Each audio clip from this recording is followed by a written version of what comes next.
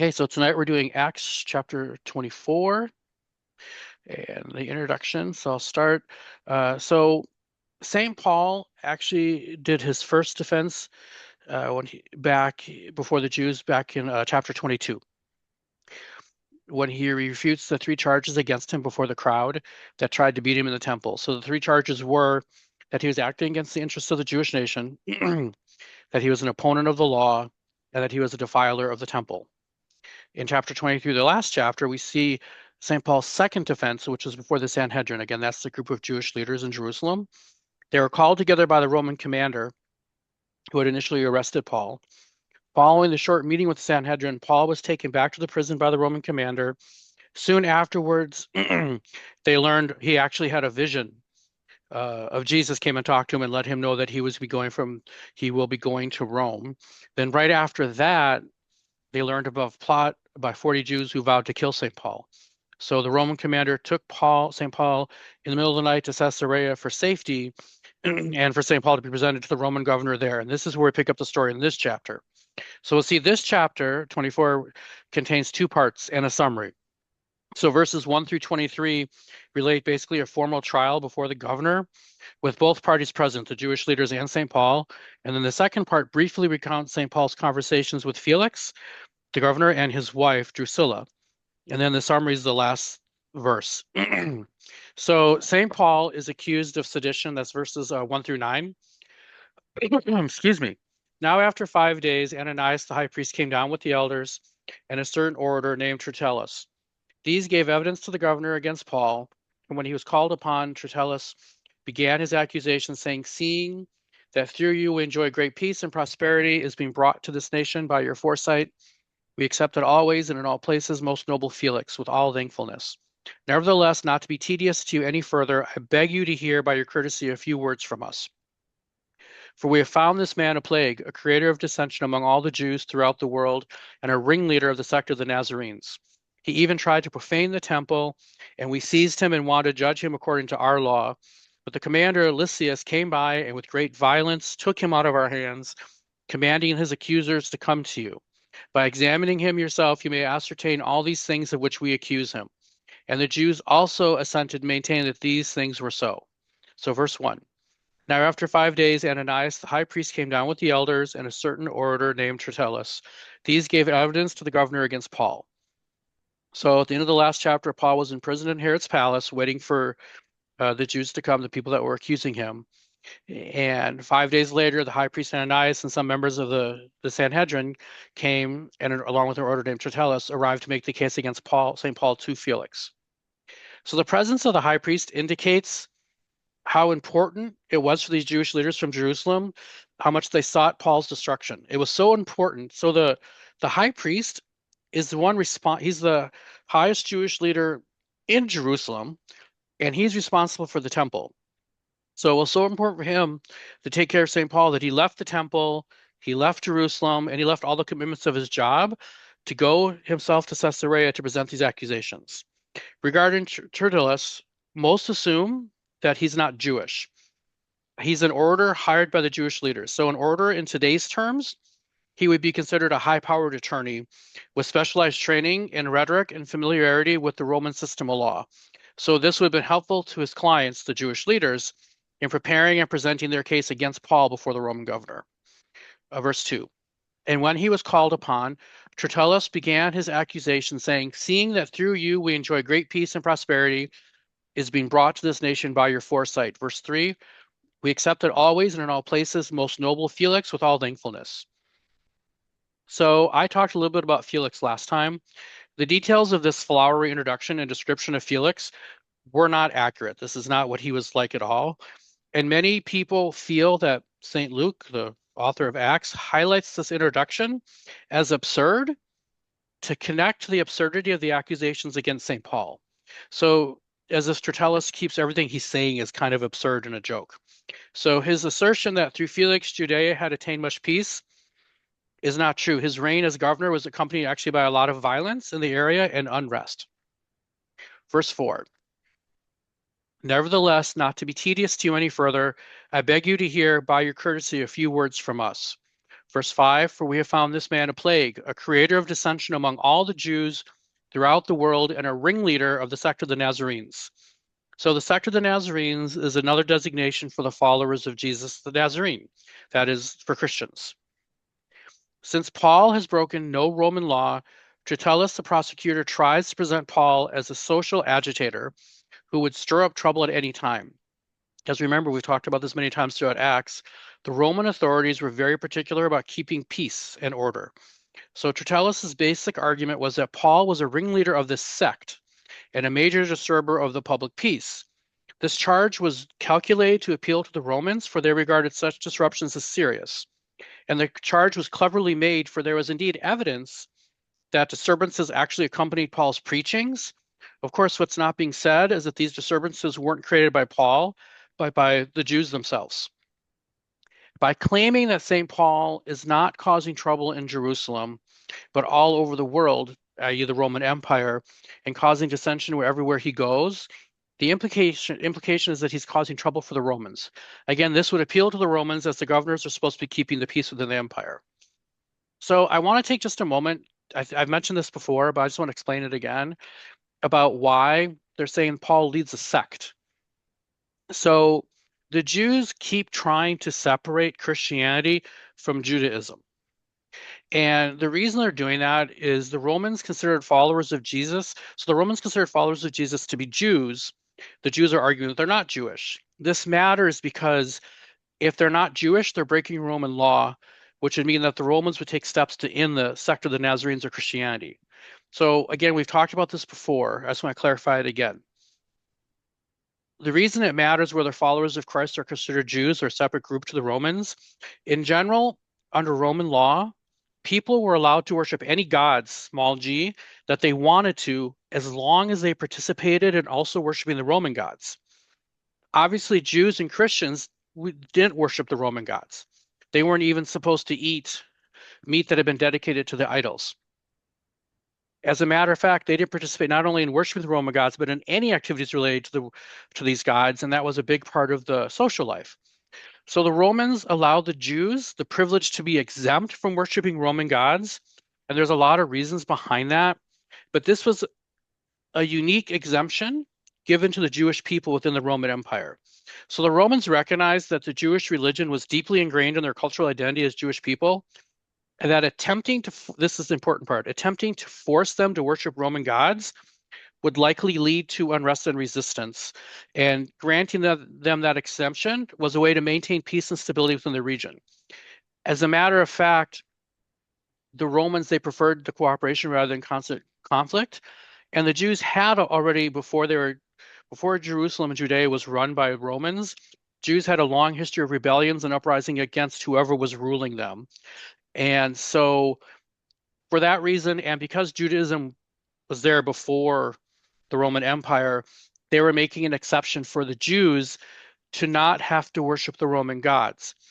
So if Christianity was shown to be separate from Judaism to the Roman authorities, then Rome would crack down on those who follow Jesus because they wouldn't follow under that exemption. As long as the Romans believed that Christianity was just part of Judaism, then Christians would always be protected in their worship. So that's why they keep making that kind of argument that Paul is not Jewish before the Romans. Verse 6. He even tried to profane the temple, and we seized him and wanted to judge him according to our law. So he even tried to defile the temple. This is like a usual tactic, taking an originally Jewish charge. Yeah, as David said, they respected Judaism as being ancient. That's correct too. So the Jewish leaders knew, or they're taking an originally Jewish charge and translating it into a charge of public disturbance. So Jewish leaders knew that there's no point again in trying to get the governor to educate a specifically Jewish question, but temple defilement is something anyone in the ancient world would understand. It would make it easier for the Romans to understand their argument. Verse 7, but the commander Lysias came by and with great violence took him out of our hands. So again, Lysias was the Roman commander in Jerusalem who had originally arrested St. Paul, then protected him when he found out he was a Roman citizen and sent him to Caesarea. So here they're accusing that Roman commander of using a lot of violence against them, the Jews, and if it wasn't for him, they would have judged Paul properly. The assumption is that the Jewish leaders would have found St. Paul guilty of the charges against him. They thus turn the truth upside down as they actually conspired to kill St. Paul without any trial. Additionally, there is no suggestion anywhere in the text that the Roman commander used any violence against the Jews. So again, Tertullus is twisting the facts to try and show their side is right. And just as a side note, there are some translations of the Bible that do not include this verse. And just briefly, the reason for that is that there are different old manuscripts that have been found over the years, and some have this text, verse 7, and some do not have verse 7. And so it just depends where, like the New King James Version uses an ancient text that includes verse 7. That's why you'll find it in Coptic Reader. But like the Revised Standard Version of the Bible uses an ancient text that doesn't have verse 7, so you won't see it in that one. So I just wanted to let you know why some Bibles have it and some Bibles don't. Verse 8. Yeah, go ahead. Yeah, I was actually looking at verse 7. I don't think the Coptic translation they have has verse 7. Mm. Um, Yeah, it just depends on which ancient translation they're using. mhm. Okay. Was there anything else you were going to say, David? No. Okay. Thank you for adding that. I appreciate it. Verse 8.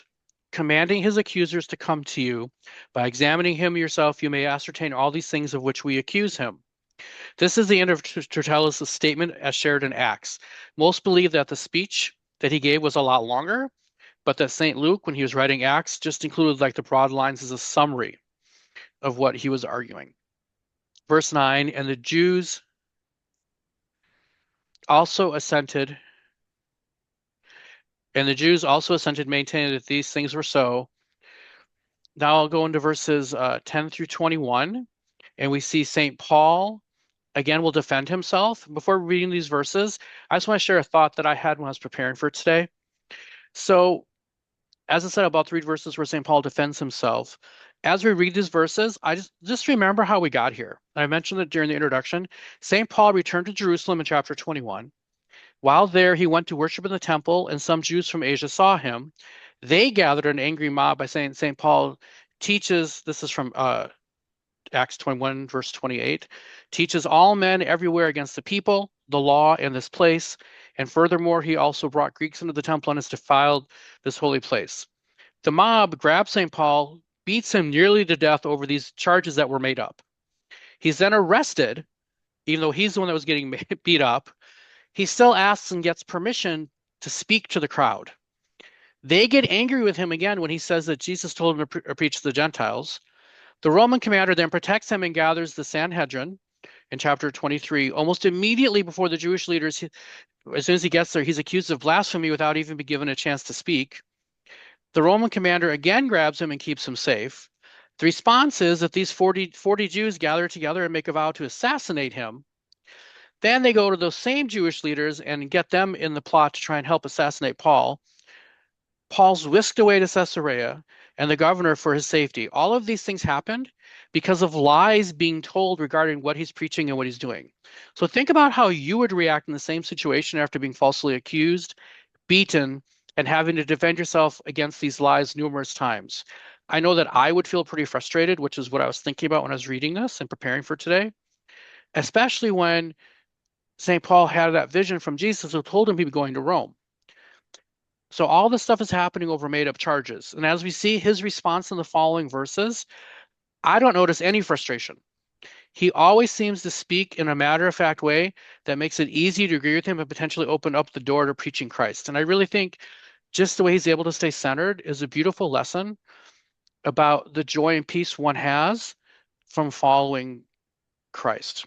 So I just wanted to throw that thought in there before I read what he says. So this is verses 10 through 21. Then Paul, after the governor had nodded to him to speak, answered, inasmuch as I know that you have been for many years a judge of this nation, I do the more cheerfully answer for myself, because you may ascertain that it is no more than 12 days since I went up to Jerusalem to worship. And they neither found me in the temples disputing with anyone nor inciting the crowd, either in the synagogues or the city. Nor can they prove the things of which they now accuse me. But this I confess to you, that according to the way which they call a sect, so I worship the God of my fathers, believing all things which are written in the law and in the prophets. I have hope in God, which they themselves also accept, that there will be a resurrection of the dead, both of the just and the unjust. This being so, I myself always strive to have a conscience without offense towards God and men. Now, after many years, I came to bring alms and offerings to my nation, in the midst of which some Jews from Asia found me purified in the temple, neither with a mob nor with tumult. They ought to have been here before you to object if they had anything against me. Or else let those who are here themselves say if they found any wrongdoing in me while I stood before the council. Unless it is for this one statement which I cried out standing among them, concerning the resurrection of the dead, I am being judged by you this day. So, verse 10. Then Paul, after the governor had nodded to him to speak, answered, Inasmuch as I know that you have been for many years a judge of this nation, I do the more cheerfully answer for myself. So St. Paul, after the governor gestured to him that he might speak, made his defense. But he doesn't begin with flattery as Tertullus did. He simply acknowledges that Felix, since for many years he's been a judge and a ruler of Judea, would be able to ascertain the facts for himself and to confirm the truth of Paul's assertions. So he doesn't lie, he doesn't make up words just to flatter him. We'll see that St. Paul is not shaken by the words of the hired orator or gave them any importance, but he addresses the governor with due respect, showing signs of cheerfulness rather than confusion or fear. Verse 11, because you may ascertain that it is no more than 12 days since I went up to Jerusalem to worship. So Paul says it's not more than 12 days since he went up to Jerusalem. His point is not to account for all of his time, is to stress what a short time he actually was in Jerusalem, which means he didn't have enough time to arrange for a rebellion. Moreover, he had gone up to Jerusalem to worship, and it seems really unlikely that if he's going up there to worship at the temple, that he'd go and defile the place which he had come for that sacred purpose. And then based on my research and getting ready for today, when it says no more than 12 days, there's actually two different ways people look at how they get to 12 days. So I just want to share both of them with you. The first way assumes 12 days in Jerusalem. I just want you to understand it in case it ever comes up anywhere. The first way assumes 12 days in Jerusalem, where he arrives in Jerusalem on day one. Day two, he meets with the leaders, St. James of the Jerusalem church. Then days 3 through 9, he observes that 7-day ritual of purification in the temple. Day 9, he's arrested and spends the rest of his time in Roman custody. If you look at it that way, day 1, he arrives during the day, and then he spends that second day with the leaders. So that gives him about 1.5 days of those 12 days to organize a rebellion. So that's saying that these 12 days happen in Jerusalem. But the text says, because you may ascertain that it's been no more than 12 days since I went up to Jerusalem. So that's the way that the second way of counting those 12 days comes up, which is 12 days ago, not 12 days in Jerusalem, but 12 days from the time he's talking, since he first got to Jerusalem. So if you look at it that way, he didn't spend 7 days in the temple, but purified himself and just met those guys, the people that were purifying themselves for just the last couple days, which would be consistent with that text. So in this scenario, the first 3 days are the same, but instead of spending the 7 days in the temple, he's mommed on that second day in the temple, which would be the fourth day overall. He spends the rest of the time in Roman custody. And then on day 7, the Roman commander sent him up to Caesarea, where he is now, and he spent those last 5 days here, which we know from the text. Either way that you count it, whether he's saying he spent 12 days in Jerusalem and then came to Caesarea, or it was 12 days ago he first arrived in Jerusalem, he effectively had a day and a half. The first part of the day that he arrived, and the second day when he talked to St. James. So that's still not any time at all to arrange everything he's being accused of. Verse 12. And they neither found me in the temple disputing with anyone, nor inciting the crowd, either in the synagogues or the city. So he's saying that not only did he not do this, no one saw him doing it in the stirring up rebellion in the temple, the synagogues, or anywhere in the city. Verse 13. Nor can they prove things of which they now accuse me. So nor can they prove, that phrase is like a formal legal claim, that Paul's opponents lacked proof of any wrongdoing. Under Jewish law, the burden lies on the accuser. So he's saying here that there are no accusers here who saw him do the things he claimed that they're claiming that he did.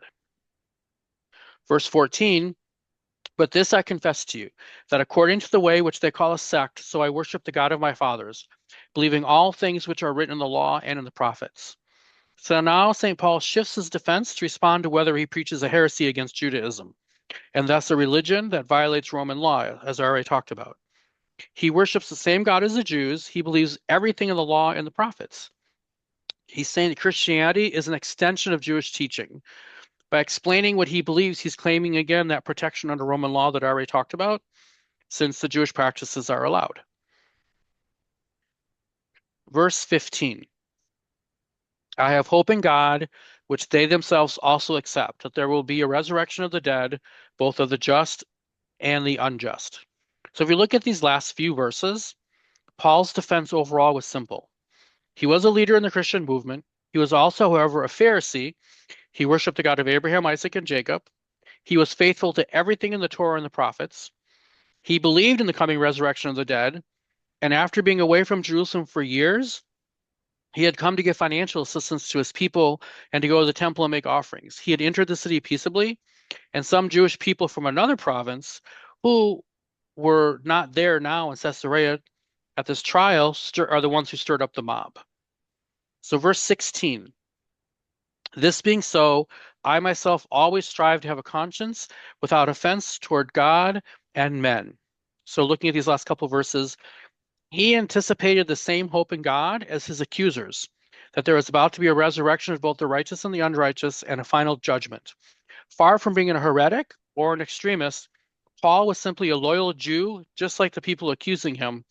And because of this belief in the future judgment, he strove to maintain always an unoffending conscience before God and men. In other words, St. Paul is saying that every day he reflects on his life before God and man, and St. Paul has a clear conscience. He actually said the same thing just before the Sanhedrin in the last chapter.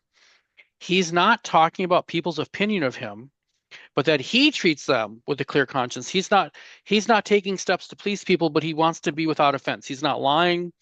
He's not holding grudges. He's not taking negative actions towards other people's. And always strive means that he's constantly working and presenting, and he always keeps working on getting this clear conscience. St. John Chrysostom says, to have a clear conscience toward God and toward people is the perfection of virtue, when we give no cause for grudge to people and strive to give no offense to God. So I think it's important that it's not saying people aren't mad at him. It's saying if they're mad at him, it's from something that they're doing, because he's not doing anything to motivate that. And he's trying to have that clear conscience all the time. And something that I was thinking about that I just want to throw in here related to this verse. So today, we all know that an important part of the sacrament of confession is repentance.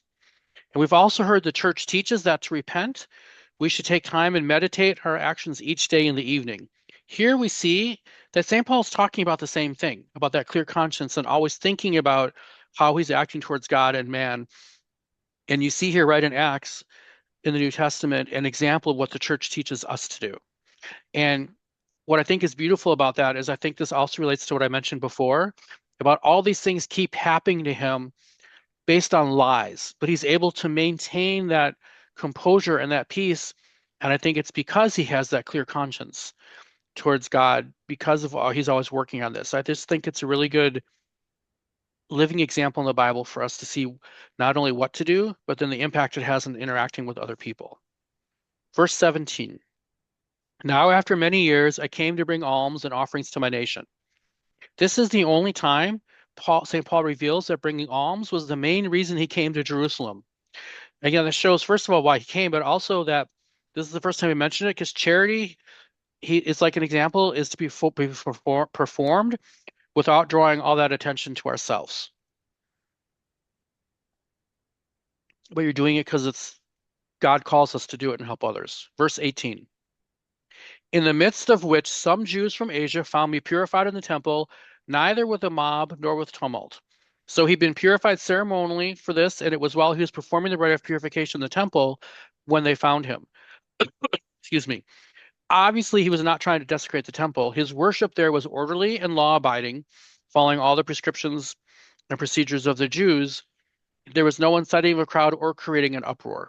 Verse 19, they ought to have been here before you to object if they had anything against me.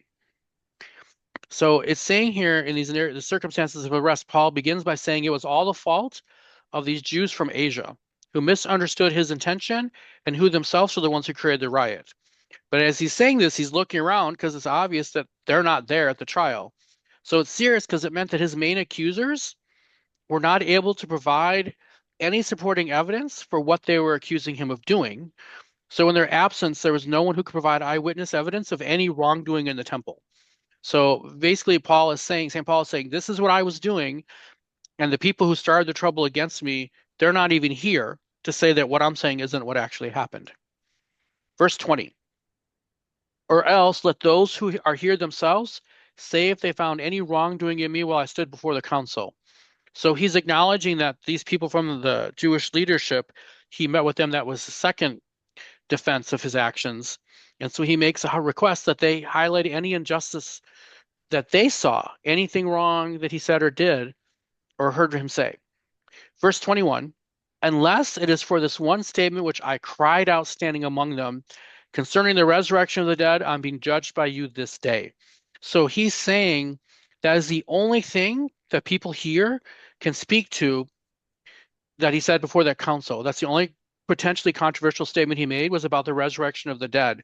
But as we talked about last week, when he's saying resurrection of the dead, he's obviously specifically speaking about Jesus. But we know from the Jews that while the Sadducees and a lot of the priesthood did not believe in the resurrection of the dead, the Pharisees, who also had a lot of power and influence, did believe in the resurrection of the dead. So that's why he's saying that's the only thing he said could be controversial, but even that is a lot of Jews believe the same thing.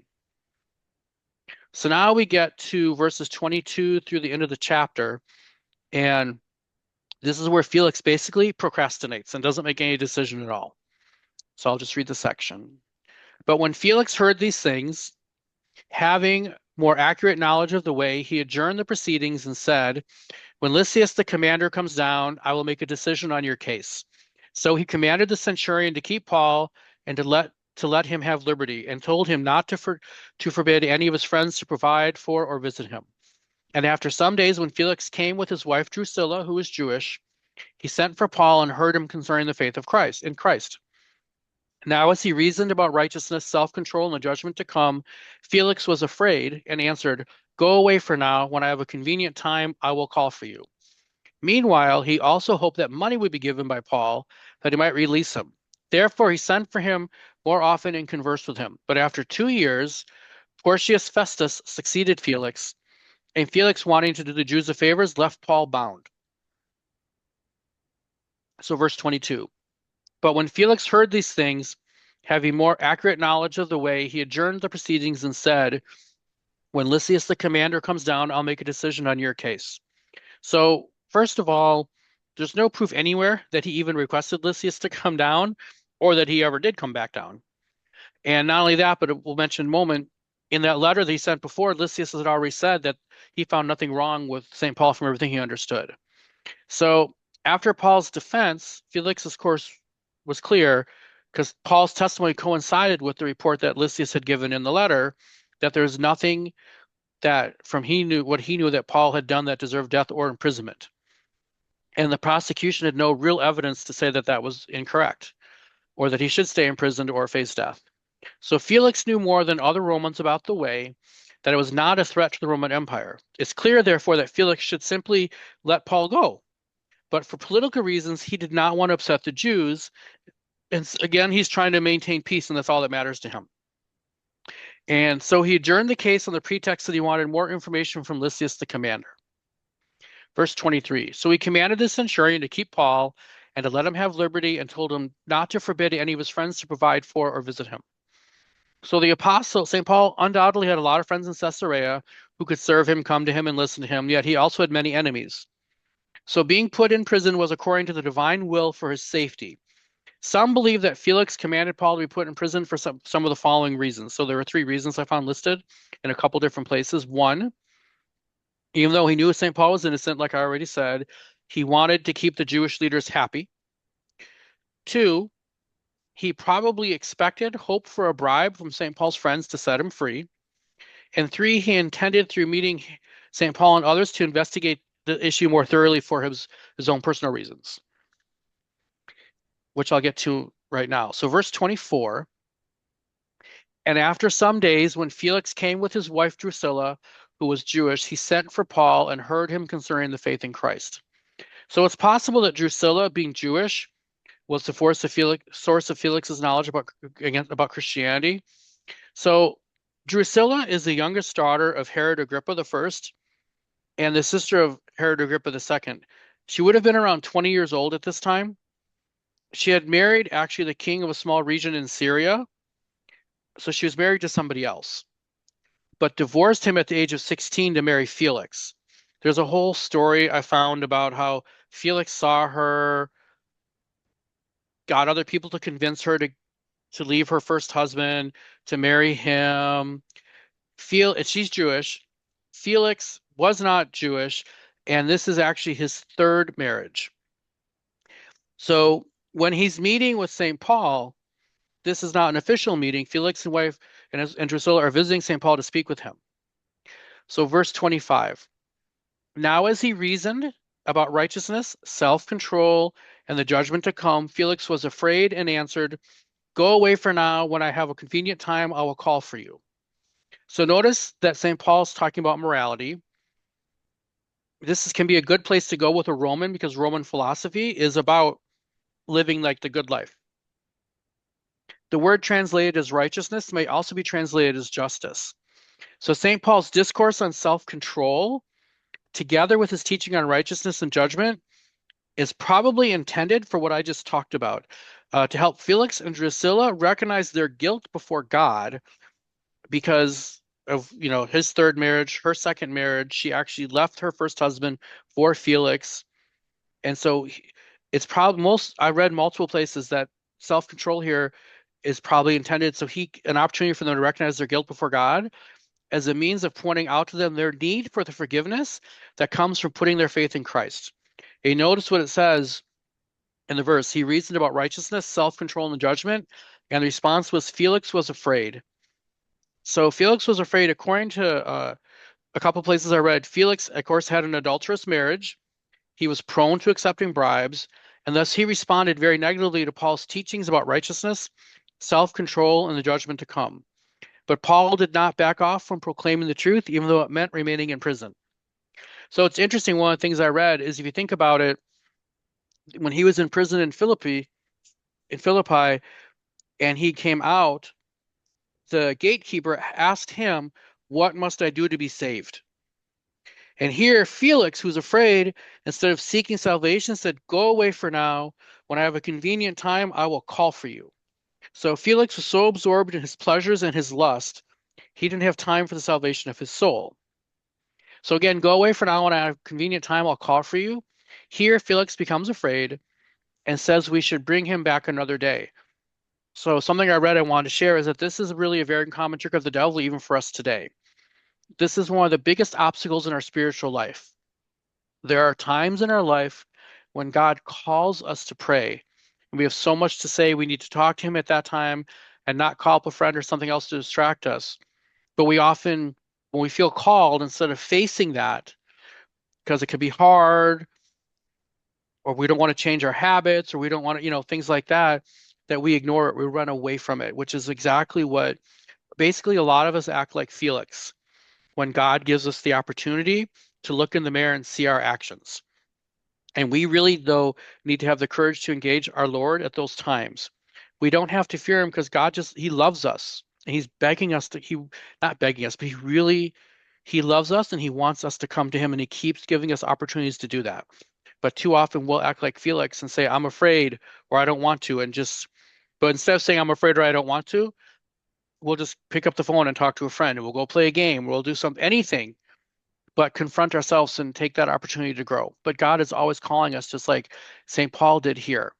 And I love that St. Paul did that. So here he is, always trying to create that opportunity for to connect with people. Like he spoke from a sort of a way that would approach someone who is philosophical, who liked philosophy, but still open it up for them to see and hear God if they're ready for it. And I also think that's a great lesson for us. Verse 26. Meanwhile, he also hoped that money would be given him by Paul that he might release him. Therefore, he sent for him more often and conversed with him. So just based on that, I wanted to give a quick note about the governors in the Roman Empire, which I don't think I've talked about before. So politicians in Rome wanted to achieve glory and have a high social position. And what they did is they used corruption and bribes to take up new positions. So they would get money and they would pay to become governors or higher positions of authority, and they'd end up going into debt. And because connections and bribing senators allowed these politicians to take over the management of rich provinces where they can make a lot of money. So what they would do is they'd show up and they'd already be in debt because they paid their way to get to like become a governor, and then they would collect taxes. That's why taxes were always burdensome. That's why I remember from other parts in the gospel where the tax collectors were hated because the tax collectors were collecting money, high taxes for these Roman governors because that's how they made their personal fortunes. And then a lot of the tax collectors would take additional money for themselves. That's why they were so hated when we see them in the gospels. So the inhabitants of the province would pay large taxes and bribes to the governor, and he would collect all that to pay off his debts and accumulate private fortunes. And even though there was a law put against this in the second century BCE before Christ, it never really stopped anything. The governors could do whatever they wanted to do because they were usually ignored as long as there was peace. Because what happens when there wasn't peace in an area, which is why this keeps coming up here, is Rome, they have to reach out to Rome to have soldiers, additional soldiers sent and another army sent to put down the problem. That's why they keep bending over backwards for the Jews. They don't care about Judaism at all. We see that a lot. It's about keeping the peace because if they keep the peace, they can do whatever they want in the area. And that's what he's doing here. And that's what governors kept doing. So I just wanted to point out that's kind of what's happening behind the scenes is there's just a lot of corruption because they're all about making their fortunes. And then they would go retire to someplace in an estate in the country. So coming back to this verse, it was not the only interview he had with St. Paul. He also used to send for him more often and converse with him. Perhaps because he knew in his heart that Paul's message was right, but it's also because he was hoping that money would be given him by Paul to effect his verdict and Paul's release. But I think that's really cool is in that last verse, he says, go away from, he says, Felix is afraid, and he tells him to go away. But we see he keeps coming back. And I think that's also a lesson for us that sometimes we're going to say things to people, even when we're following God, that people aren't going to want to hear. We should be saying it with love and not condemning them, but they still might not react the way we want them to react. That doesn't mean they're not going to come back and talk to us again, which is part of what was happening here. Because St. Paul, again, is taking all these opportunities to discuss Jesus. So as I read through this and we see what St. Paul endures, he continues to preach Christ. I don't know how others feel, but I find it convicting that I don't take every opportunity to preach to God that God puts in front of me to be an example for him in this world and potentially bring others in him. And unlike St. Paul, I don't face the consequence of being beaten, put in prison, and certainly not death.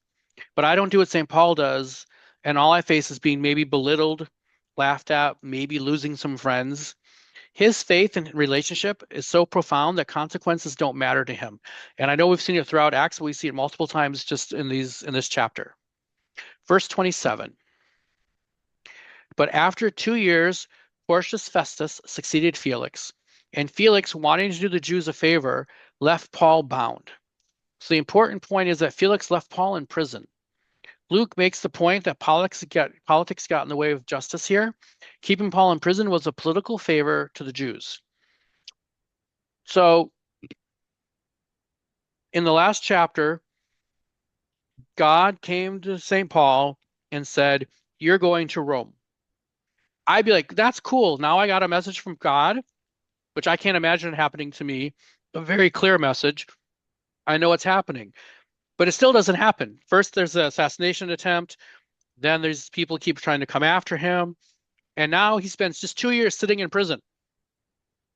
So after 2 years, Felix receives his successor.